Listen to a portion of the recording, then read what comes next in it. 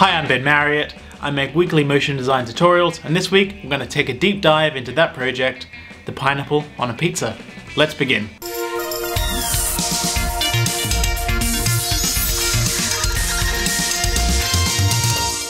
So I started sketching this out on the iPad using Procreate, and the main sort of theme behind this animation is a confident pineapple surfing atop a slice of pizza, flipping off everyone around as if to say, I'm on a pizza, deal with it.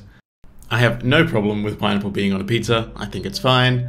I wouldn't order it myself or go out of my way to experience it, but you know, it's fine. And all working files will be available for this down in the description. Half of this animation was animated in Photoshop, which is all the sort of hand-drawn line elements of that, and then all the compositing and coloring we did in After Effects. So first, let's go through the Photoshop file. Now you can see I've got this toolbar down at the bottom, which is a free plugin for Photoshop called Anim Design 2. I'll leave a link to that down in the description. And basically that just helps you draw frame by frame in Photoshop. I go through my frame by frame process in a little more detail in my video animating the art of Furry Little Peach. But essentially this Anim Design plugin makes just animating in Photoshop a whole lot easier. It adds this intuitive shortcut toolbar here, which is just really handy. Each one of these boxes represents a frame of animation and just creates a new layer in your layer panel over here. This is what the final output of Photoshop will look like, but let's go through, hide all of these and go through one by one. So at the bottom we've got a reference layer here. This is a still I exported out of Procreate, so I've got my colors that I can drop and just so I can reference all of the shapes here. On top of that, we have this 3D reference layer, and if you play this back, this is going to look excellent. Now I made this in After Effects really quickly, just to use as a reference for the 3D shapes, because I figured animating a lot of this without a reference is going to be very difficult, especially this top sort of spinning spiky bit of the pineapple, you know, the leaf part. To be honest, if I was to try to attempt to do this just frame by frame without a reference, it would take me so long, and I don't know whether I could ever get a realistic looking top of this pineapple. So in After Effects, I just whipped up some 3D shape layers and just sort of rotated them around a center null to create this video, which, you know, it's going to be rough because it's not relevant at all to the animation. We're going to be animating completely over the top of this, so it doesn't need to look pretty at all. The next thing I did was animate roughly over the top of that 3D reference layer, and I did this using Rough Animator on the iPad, which at time of recording is probably the best animation app on the iPad, the best that I've found anyway. The main purpose of this rough layer is to convert that 3D reference layer into something a little more tangible that I can clean up in Photoshop and actually, you know, create something nice out of. And we've also added a butt at this point as well, of course. The next layer here is pineapple top layers. Let's take the transparency of this reference layer down a touch so we can sort of see it a little. So the pineapple top layer is just a cleaned up version of that rough, just with the outlines for now. And then on top of that, we've got our pineapple skin layer, which is this diamond skin pattern for a pineapple. And I've just drawn over every frame of this, just repeated the drawings, traced essentially what was underneath. And I've animated this on 2s, so I believe this is at 25 frames per second, and each image goes for 2 frames here. And then we've got our butt layer coming in around the edges here, and we've got our pineapple top shading on top of that. And this is just me filling in all the shading of this top layer here. And now we have our body outline, and you'll notice if I play this, it goes missing after 4 frames. Now I've done that because the body doesn't really move. Essentially it's an ellipsis which could stay pretty static throughout the entirety of the animation. But I wanted to give it a boiling effect. An animated boil is, if you go in and look closely, is when in frame by frame animation, each sequential drawing isn't exactly the same as the previous one. So you get this little boiling, which is sort of the jittering effect. If you notice, if you look down here, it pulses slightly because of the difference in each frame. So even when it's a static element, I like to draw it 3 or 4 times just so I can switch between those, and it sort of gives it a bit of life and movement, even if the actual object isn't itself moving. Now I've only drawn 4 here because I'm going to loop that inside After Effects, so that'll continue throughout the entire composition once we get into compositing. Now I've got a layer for the glasses, which is a fill layer, which is the colored in version of the glasses outline layer, which I probably would have drawn first. So I would have drawn the outline first, duplicated that, and then just filled it in with the brush tool. Then we've got our mouth, which is just this line that spins around. Arms, which are referencing this 3D layer here as well. The hands, and I separate the hands and the arms, which could be on the same layer, just to make it easier, I find it easier to go through animating just one object, just drawing the lines, so I can concentrate just on that shape between each frame. So I'm just drawing a line here, a line on this frame, a line on this frame, rather than worrying about drawing a line and a hand, and another line and a hand. Focusing on one thing at one time I find is really helpful when doing cell animation. And here we've got our wave foam. Now the wave foam is also just 4 layers.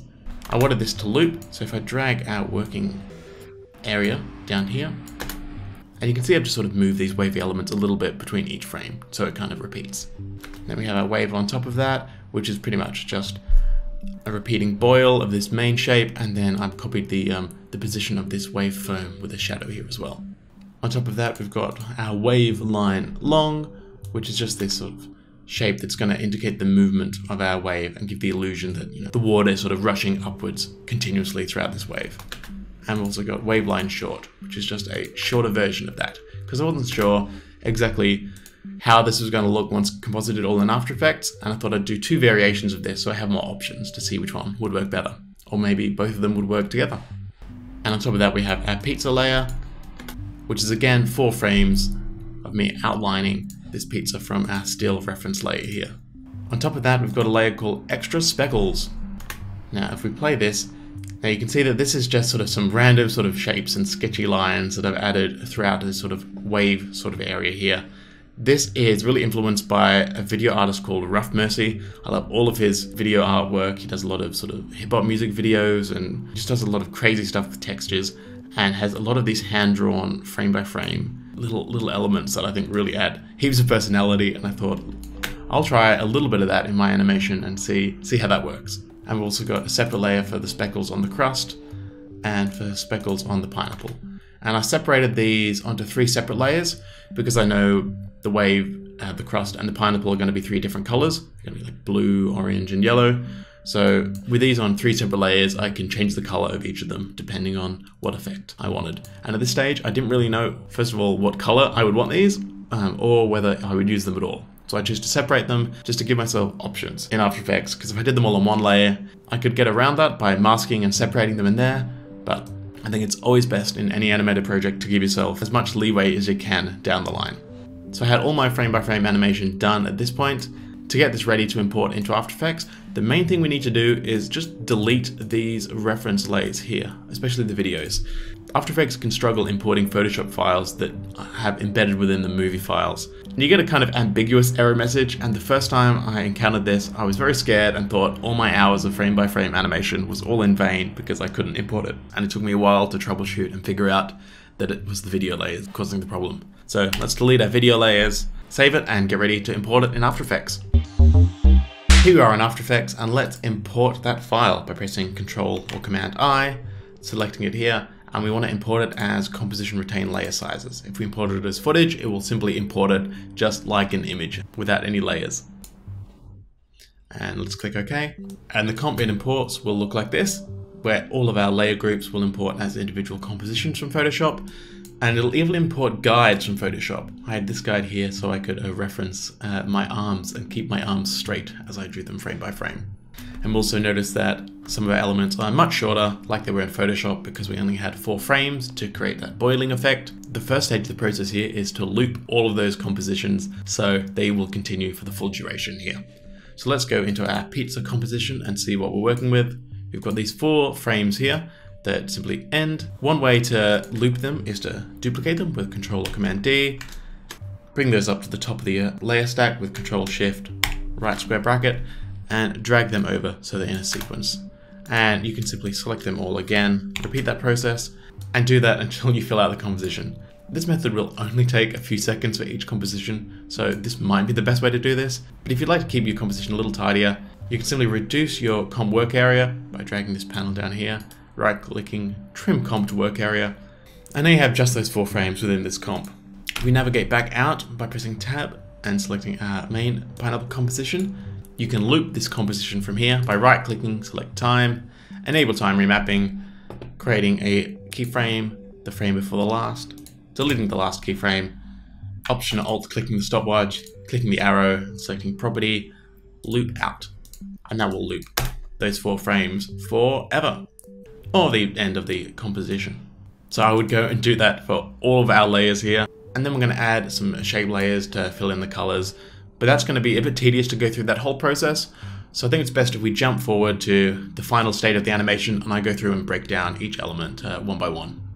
So this is our main pineapple composition after we've finished all our animations. And I want to start from the bottom and explain what each element is doing. I'm going to highlight each layer by just clicking on its solo property down here to make that the only visible layer.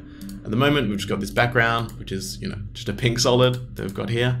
And then we've got our wave composition on top of that, which is just our wave elements. So let's go into our composition and see what's happening in there. Alright, so at the bottom here we've got a shape layer, which I just created a solid which takes up the full frame, and then I've just created this mask which will follow the outline of our wave layer here. You could use a shape layer for this. Sometimes I prefer to use a solid that has a mask on it because I find, animating a mask might give you a little more options and freedom, but really there's not much of a difference. Use a shape layer if you'd like. And then on top of that we've got our foam layer, which is our layer direct from Photoshop, repeating a few times. And then on top of that we've got our wave main layer here, which is our outline from Photoshop. And you'll notice that it doesn't go all the way to the edges because I didn't make it large enough. And my hack solution to extend the lines here was to duplicate this layer and just mask off a straight section of that line and just nudge it over until it fills out the rest of the composition. And I did that for both sides of the wave. And on top of that, we've got our wave line long, which is these little lines here to indicate the movement of the water. And I've just duplicated that a lot of times and offset them in time. And I think I've even rotated some of these ones on the edge here.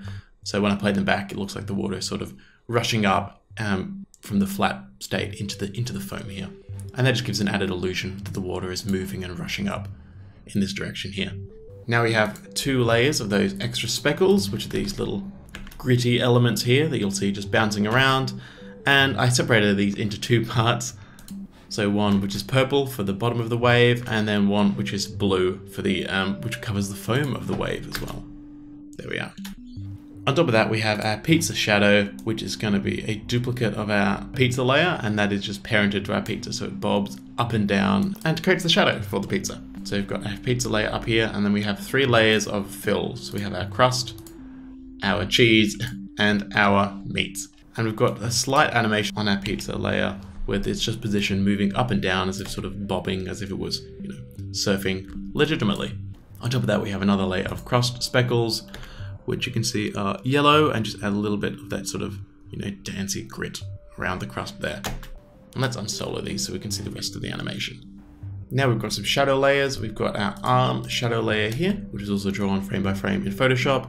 Match the shadow of the arms rotating.